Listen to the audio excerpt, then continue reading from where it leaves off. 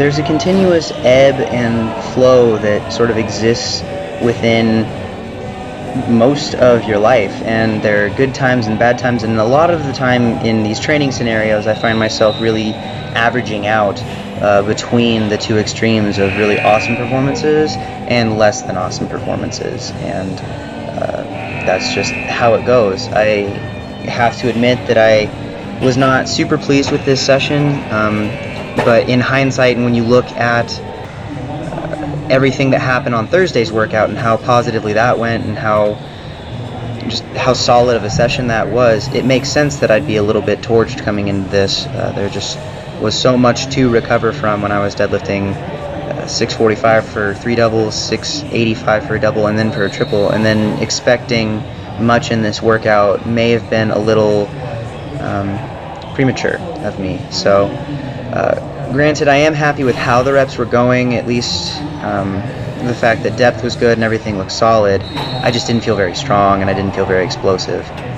So I was working with some triples today on my pause squats. I was a 495, you just saw. I was trying for a longer pause because I think I was getting greedy, counting to 3 in my mind, and I think I held myself to a higher standard. This 525 for a triple was probably about as difficult for me as the 595 double I did last week, but I was coming off of I think a rep deadlift day, which hadn't taken nearly as much of a toll on my central nervous system and just on my ability to really move through this kind of area. And on the second rep, I really did pitch forward. Even when I got down to the hole, I was pausing way more forward than I intended to. And so I could tell even while I was sitting there, like, man, this is going to suck to get back up.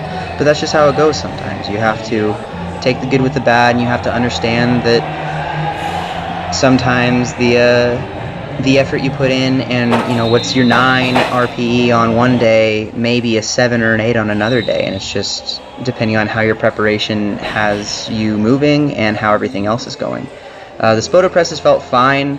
I had a really hard time getting excited or focused for these. Just, I don't know. There was just a break in that today. I didn't really feel super excited about bench pressing any sort, and I think I was looking a little too much to the future, because next week is going to be my heavy pressing week, and so still doing some rep work here was not all that exciting. But you still have to approach every set with the same amount of focus, or I'm always working with weights that can hurt you if you're not paying attention, and you just can't ever take anything for granted. So that's a little bit of a lesson that I'm taking away from this session. I didn't almost get hurt or anything, but it's just something you always have to keep in mind.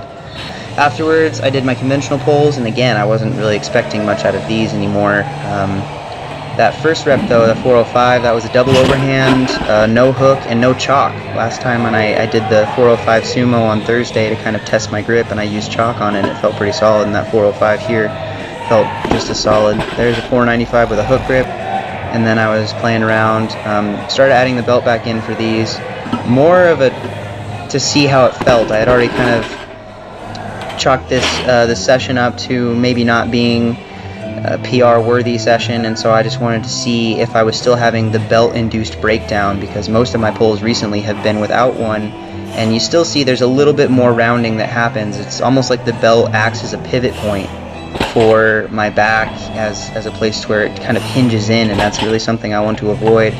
But these 605 pulls were relatively easy, even though they didn't look great, and I do believe that my deadlift, even with the Olympic shoes on these conventional pulls, my deadlift is stronger than I feel like it's been in the past, so that's positive looking forward, especially with how this day was not set up really as a very successful day. But overall, I'm excited to keep moving forward and excited for the next week of lifting and how it's going to go. I did mention something on my Facebook, and I'm going to mention it to you guys. I am going to be looking to try to change my setup here in the near future when it comes to where I'm training.